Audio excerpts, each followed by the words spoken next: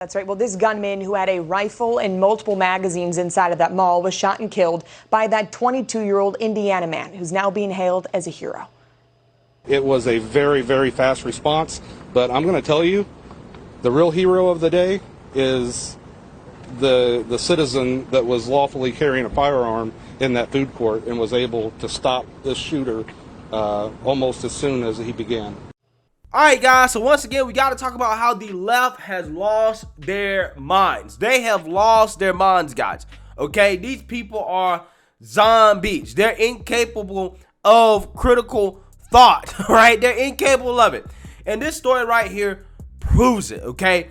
We have to talk about a Good Samaritan by the name of Alisyn Camerota, a 22-year-old from Seymour, Indiana, whom stopped a mass shooting, okay, in a mall, right? As a lunatic basically opened fire in a mall with a rifle, okay, and ended up killing 3 people until Mr. Dickon stopped him in his tracks with his legally owned handgun, okay? Now, Mr. Dickon was there with his girlfriend shopping at the mall at the time, and once he saw the shooter, within minutes, he started basically firing back at the shooter and ended up killing the shooter with a handgun, okay? Which is an incredible story. And his girlfriend, I hope that night, she, I'm not going to actually say it. I'm not going to say it. Let's put it this way. I hope that she treated him well, okay?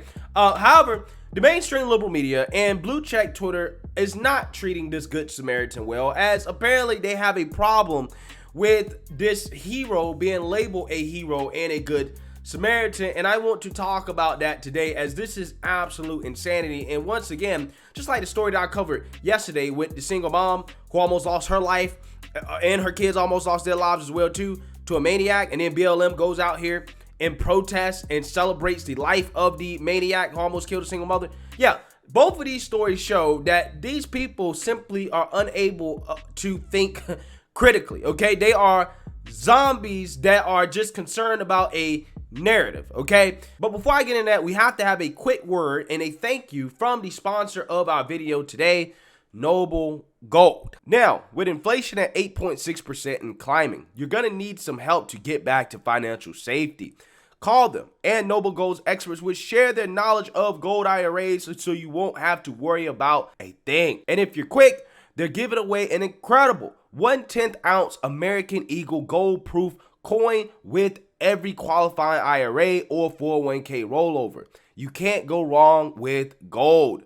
Call the team now at 877-646-5347 to find out more, or visit noblegoldinvestments.com. All right, so let's go ahead and get into this video, a news clip that's going to give you guys a better idea of what happened during this situation. Take a look. Greenwood community in shock and mourning after a gunman opened fire at the mall Sunday afternoon. Law enforcement is now trying to gather every piece of evidence they can to answer the questions that we're all asking at this point. Thanks for joining us this afternoon. I'm Nick McGill. And I'm Birshel Edmay. We start our team coverage this afternoon with what we know right now. Russ McQuaid is standing by with the gunman's identity and the timeline he's set for killing innocent people. And Eric Graves has more on the victims and their stories. We're going to begin with Russ, though, who explains what authorities have already learned from an overnight search of the suspect's home. Russ? And a good afternoon. Officials say they don't know why Jonathan Sapperman, the alleged gunman, opened fire inside the Greenwood Park Mall late Sunday afternoon. However, it seems the more questions that we and investigators ask, the more there is to learn about this tragedy. This is the photograph of the 20-year-old Greenwood man who police say caused such havoc when he opened up on a food court full of shoppers inside of Greenwood Park Mall last night, leaving 3 victims, including a husband and wife, dead and 2 other people wounded.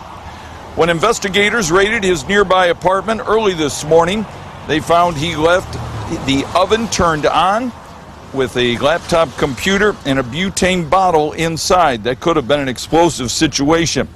Police say he brought 2 rifles to the mall, left one in a backpack in a restroom where he spent an hour preparing, and then they add he was armed with a rifle and a pistol when he emerged and began firing more than 24 shots into the food court.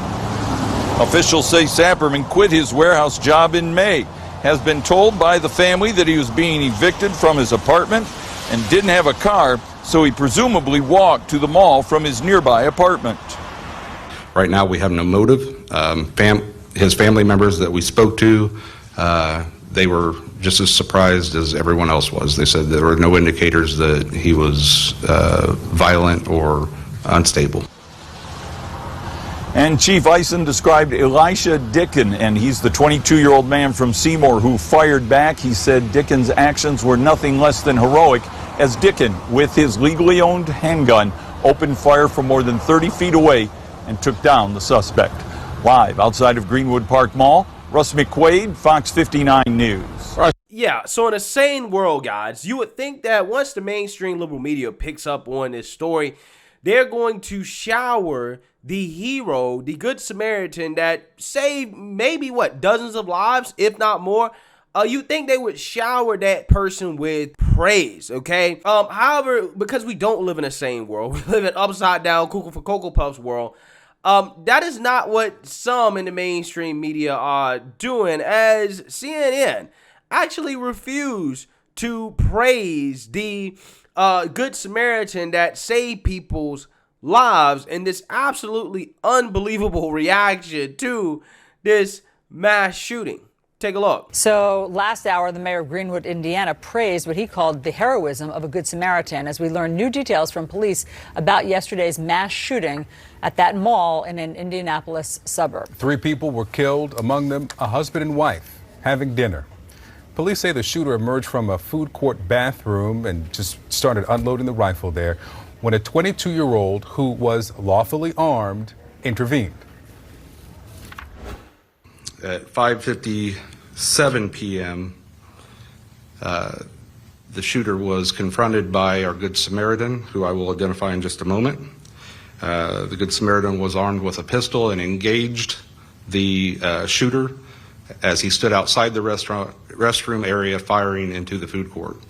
The shooter fired several rounds, striking the suspect. The suspect attempted to retreat back into the restroom and fell to the ground after being shot.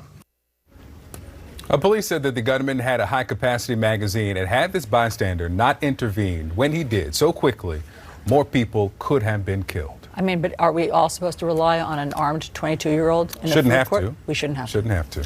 Yeah, so that is absolutely unbelievable, right? Absolutely unbelievable that these people are low-key upset, because that's what's happening here, guys. You have people that are low-key upset that the good guy with a gun narrative actually works. Like, it's actually true that a good guy with a gun can stop mass shootings, because the left thinks that the only people that can stop mass shootings are the government, right? The government has to take everybody's guns, okay? That's the only way mass shootings can be stopped, even though they haven't really figured out how we're going to take all the criminals' guns, because criminals aren't allowed to have guns now, but somehow they still get them, right? If you listen to CNN there, I mean, it's literally unbelievable what they're saying. They're saying that the mayor calls the 22-year-old a Good Samaritan and a hero, okay? They're saying, we're not saying that, the mayor is saying that. Okay, I mean, the framing is just absolutely unbelievable, right? And then at the end, Alisyn Camerota says that, are we supposed to depend on a 22-year-old,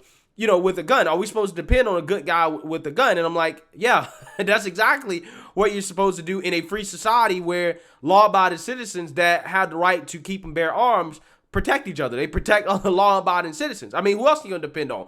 We already saw in Uvalde, you can't depend on the police, right? You can't depend on police even when you got 30, 40, 50 of them versus one guy, right? You can't depend on them.